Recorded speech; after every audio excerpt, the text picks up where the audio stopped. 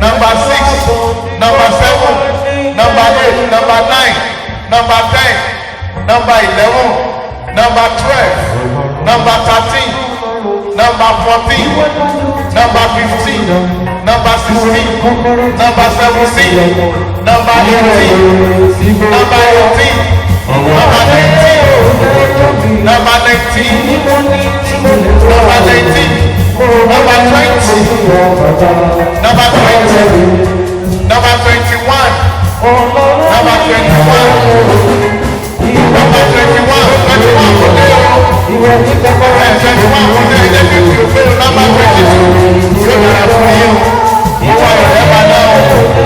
number 23, mama say number 23 right, number 24, number 24, number 24, number 24, number 25, 25 to go, 25 to go, 25 to go. Lórúkọ Jésù ẹ̀rí ṣàṣetì dídélé kò fún ọmọ dídélé kò fún aya. Number 26, ọkùnrin bí 24, number 26, number 26, number 26, number 26, níbi 24, 24, 24, number 26 tàbí o, ọkùnrin 24, ọkùnrin 24, ọlọ́run ti sọ fún ẹgbẹ́ ìwọ náà dìde mọ́ fìtì dùkú lọ́wọ́ nínú iṣẹ́ olúwa. Number 27, number 27, number 27, number 28, 28,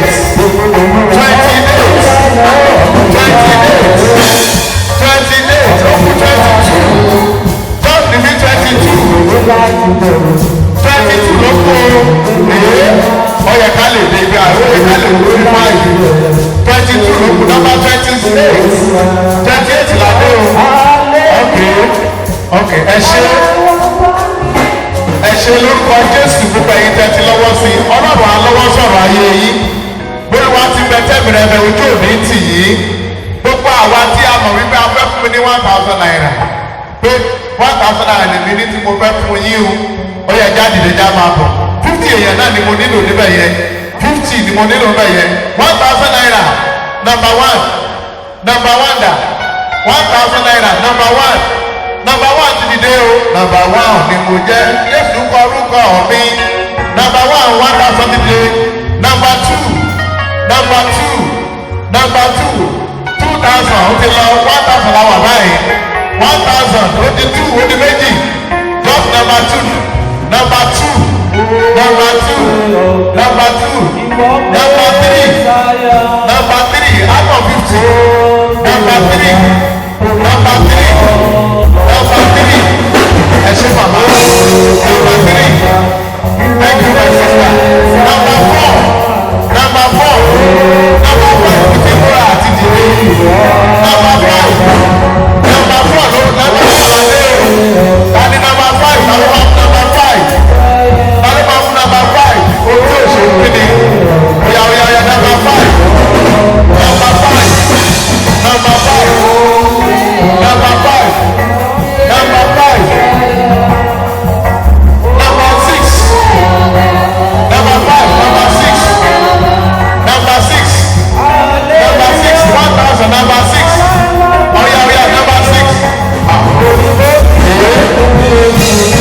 okay torí àwọn ọmọ ẹ̀fẹ̀tẹ́mẹ̀tì wa mi ò ní 2,000 ẹ̀lọ́ mi ò ní 2,000 mọ̀ ní 1,000 500 oya o 500 mo ní mi ò ní 2,000 ṣùgbọ́n mo ní 500 tí mo lè yọ̀ǹda fọlọ́run oya máa bọ̀ number 1 number 1 number 1 number 1 number 2 number 3 number 4 number 5 number 6 number 7 number 8 number 8 ládé o number 8 ládé o number 8 ládé o number 9 number 9 number 10 number 11 Number 14 ládé báyìí. Oya number 14 ládé. Number 15.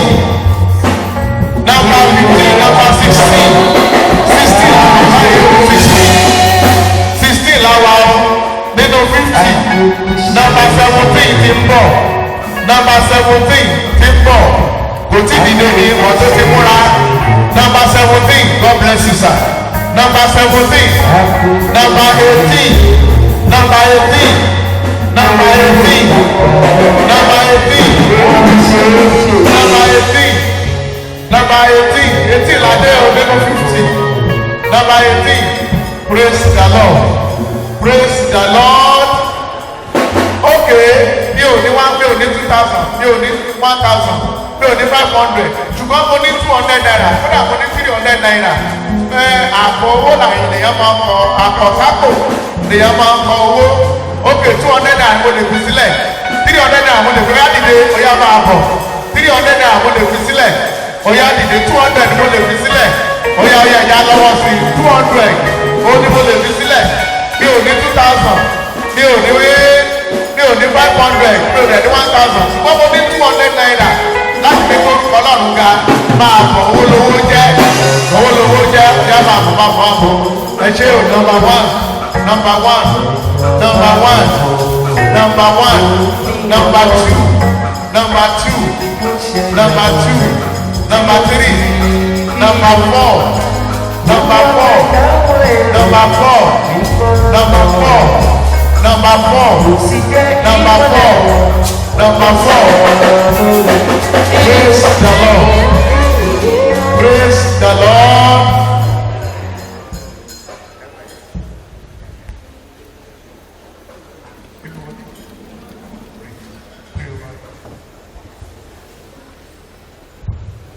Ọlọ́run ọba alágbára, a yìn yín lógo fún gbogbo ọkàn tó ti lọ́wọ́ sínú ètò pàtàkì yìí.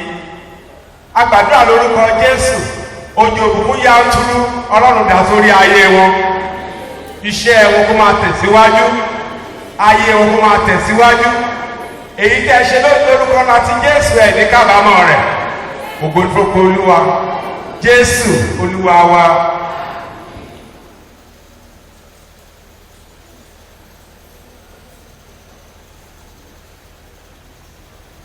Praise the Lord. Ẹ pé hallelujah. Ẹ jẹ́ àyè Jésù lógo. Àwẹ̀ jẹ́ ẹwẹ̀ mú olókàn báyìí tábà ti ṣe àtàbà tí kí kúló tún sì yìí tán. Lágbára Jésù Olúwa, ẹ ò ní sì jẹ o, ẹ ò ní sì mú o. Àṣáájú gbogbo adúpẹ́ lọ́wọ́ Ọlọ́run fún oore ọ̀fẹ́ tí Olúwa fi fún wa láti jẹ́ ọ̀kan nínú àwọn alààyè tí ó wà níbi ìsìnkú màmá Lìdíà Àdùnní Oyèlẹ́yẹ. Lágbára Jésù Olúwa, ọmọ rere agbẹ̀yìn àwa náà o, yóò sì dára fún wa o. Lẹ́ẹ̀kan sí aká àwọn ọmọ pé ẹkú ìnáwó. Lágbára Jésù Olúwa, lẹ́yìn òkú màmá yín ibi ò ní ṣubú lù yín. Gbogbo ibi tẹ́nì kọ̀ọ̀kan yín tẹ́ ti wá láyọ̀lẹ́ ń padà síbẹ̀. Ogun wálé kò lè padà mọ́ lórúkọ Jésù, kò ní í jà yín. Ojúkójú òsì ní sì yín lọ sí ìrìn àjò yín. Iṣẹ́ yóò ní ìdìṣẹ́ mọ́ yín lọ́wọ́. Adúpẹ́ púpọ̀ lọ́wọ́ yín. Bákan náà ni a kí àwọn ìránṣẹ́ Ọlọ́run tán wà lórí òkè yìí tán darapọ̀ mọ́ wa nínú ìsìn yìí. A kí bàbá wa Venerable SCO Iyìọlá, son of the soil, is our father in this church. Baba, you are welcome. God bless you. Equally, I want to recognize our own DA in Ife Diocese, the Venerable Soji Okunyimika, is also son of the soil. God bless you, sir. Thank you for coming. Also, I want to recognize Venerable Albert Eluwole. Venerable Albert Eluwole is our vicar at Emmanuel Anglican Church, Olubo, Edunabo, our second church over there. Also, the Reverend Canon Claudius Oladejo, you are recognized, sir. You are welcome, sir. He's also a son of the soil, worshiping with us from Jos Diocese. From Jos Diocese. Then Reverend Canon Fisayo Adeleke from Osun Diocese. Baba, you are welcome. You see, he's one of the celebrants. He's one of the celebrants. His mother is from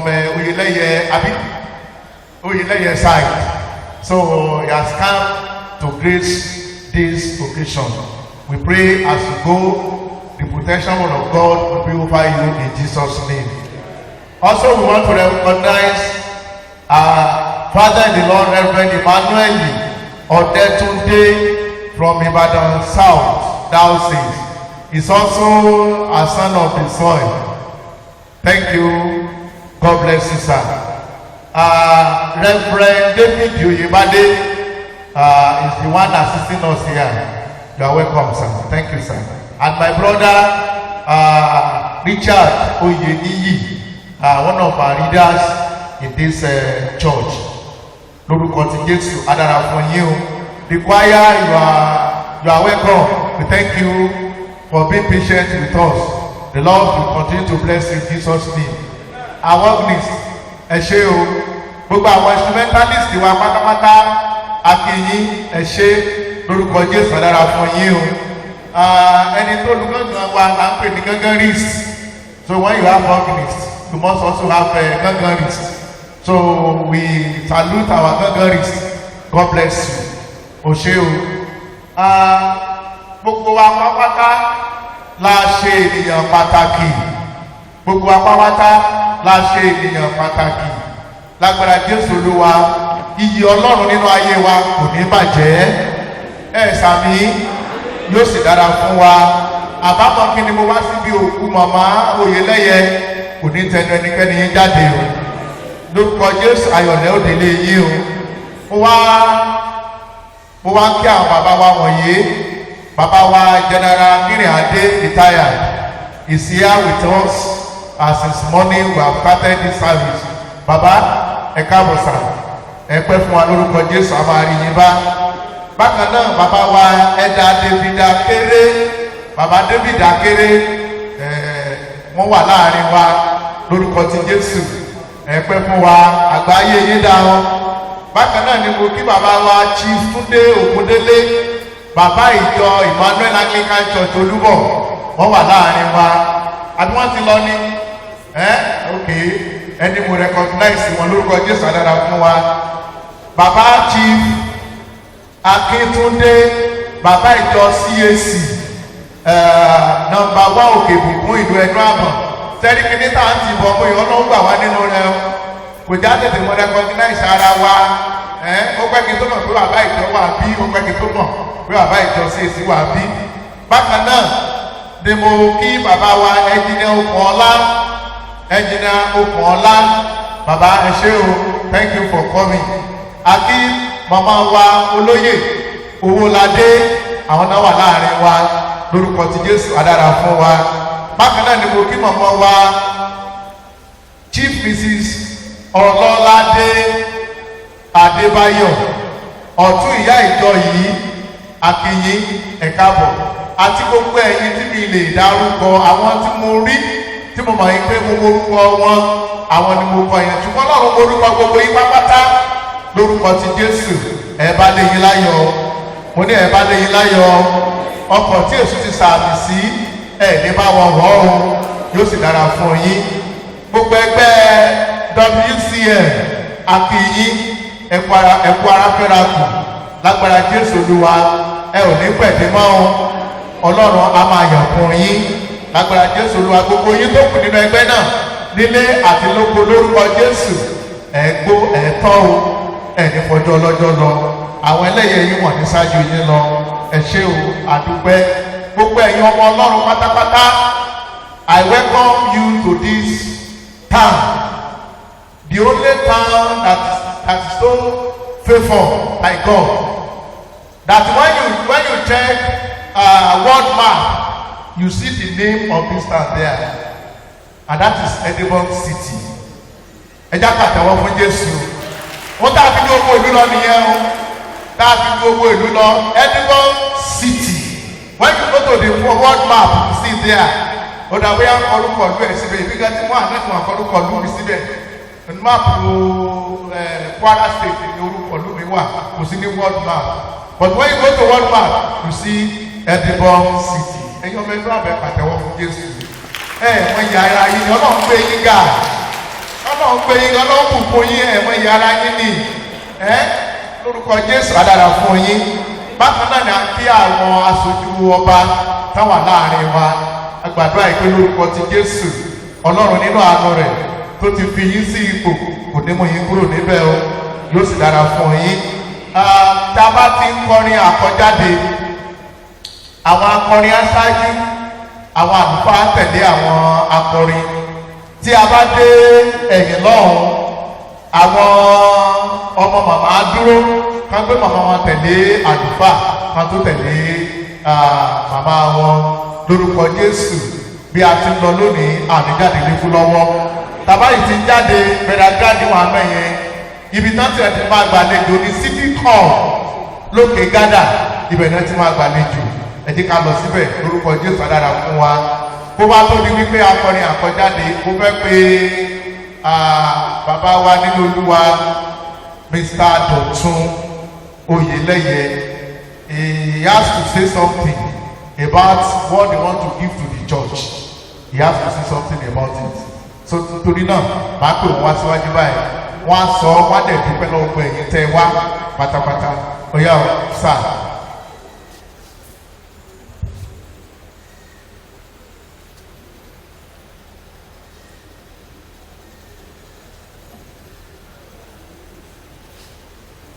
Praise the Lord. Our ẹbí Mrs. Lydia Oyèlẹ́yẹ, adúpẹ́ lọ́wọ́ orí lọ́pọ̀lọpọ̀. Ọjọ́ Wednesday lẹ́yìn, ọjọ́ iṣẹ́ ni, mo mọ̀ pé ọ̀pọ̀lọpọ̀ èèyàn náà fi iṣẹ́ wọn sílẹ̀ láti wá síbi láti wá jẹ́ ọ̀nà Ọlọ́run á bùkún iṣẹ́ yín, Ọlọ́run á bùkún lé yín, Ọlọ́run á lè ràn yín lọ́wọ́. Gẹ́gẹ́ bí Reverend ṣe sọ, a ti make a pledge wípé a máa fún church ní 500,000.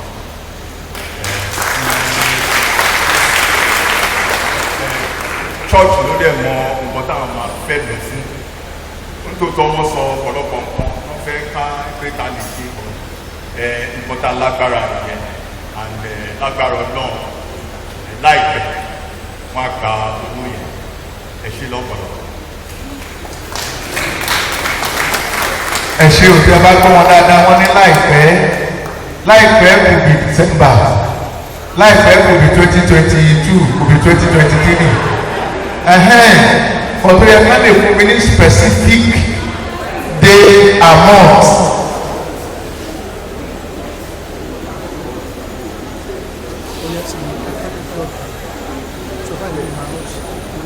Praise the Lord. Ẹ má bínú, ó mọ̀ wípé àwọn ọmọ màmá Oyèlẹ́yẹ wọn lè ṣe bẹ́ẹ̀. But a lot of people are probably they are proud to give us something of that nature, but bẹ́ẹ̀ pé bàtà sísìn láti kí ni o lára wọn sílẹ̀ pé Ọlọ́run ó tún ṣe ìrànlọ́wọ́ ní òmíràn. But ìgbà tó kù mí jù lọ tí òtùpá tí bọ̀dá ti sọ̀rọ̀ ni ò ní láti ájú pẹ̀lú wọn nígbà tá a kọ́ sọ̀rọ̀. Ohun tó kù mí jù lọ ni wípé káàkiri nìkan tá a tẹ̀ máa ṣe sínú ìjọ yìí tá a máa orúkọ Oyèlẹ́yẹ sí. For everybody that will enter this church, pé tá a máa kọ́ sí tá a ṣe pé ó pè bàbá director of custom ọjọ́ mi yẹn bí orúkọ yìí ó ṣe parí nìyẹn. So torí náà nǹkan tó kù mí nìyẹn, ṣùgbọ́n bàbá bá wípé wẹ́ẹ́ bá tún ní ti lay out together, they have discussed, and their decision is to give church so amount láti kójọ ní 500,000. I thought one transfer rẹ̀ kó tó lè ní sínú àkójọ ní, but bọ̀dá lọ bá àwọn make a pledge àwọn kí ni mo fẹ́ ṣe lórúkọ ti Jésù agbára láti ṣe ìlú ayé àfihàn yín. Nígbà tẹ́ ṣe òkú ya yín tán, iṣẹ́ òní ìdìṣẹ́ mọ́ yín lọ́wọ́, iṣẹ́ òní ti bọ́ lọ́wọ́ yín. I will be expecting it probably before the month ends. Abi doctor, abi before the month ends, abi before the month ends. God bless you. Ọlọ́run á fún yín ṣe, yóò dára fún yín. Èmi náà tí mo ti ń bá yín tọ̀ látàárọ̀, mo rò pé ẹ bèrè orúkọ pé kí lórúkọ mi, abẹ́ orúkọ mi. kí wọ́n á tó dárúkọ mi ẹnìkan ló jẹ́ kí lè mọ kí báyìí tọ́lọ̀ ń lò fún mi tó mójú mi dán báyìí kí mo fi lálàáfíà tó fi lè máa pariwo ṣúgà nínú tíì mi ni iyọ̀ nínú ọbẹ̀ mi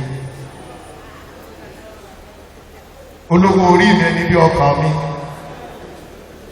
ìfẹ́ mi aya mi àǹtí mi ẹ̀gbọ́n mi ìyá mi afúrúyẹjọ́ mi ẹni tí gbogbo ọkùnrin wẹ̀ lódò tó ní ẹmọ́ wo bẹ̀rẹ̀ ní owó ọ̀dọ̀ yín Michael ni mo ń bá lọ ẹni náà ni Mrs. C.O.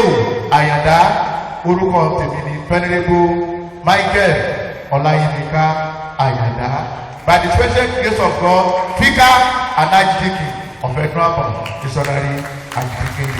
Thank you. God bless you. Orin àkọjáde.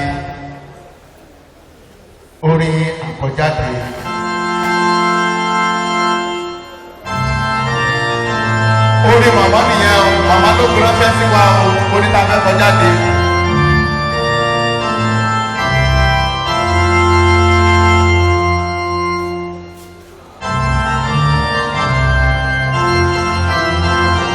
Ẹ jẹ́ ká dìde dúró.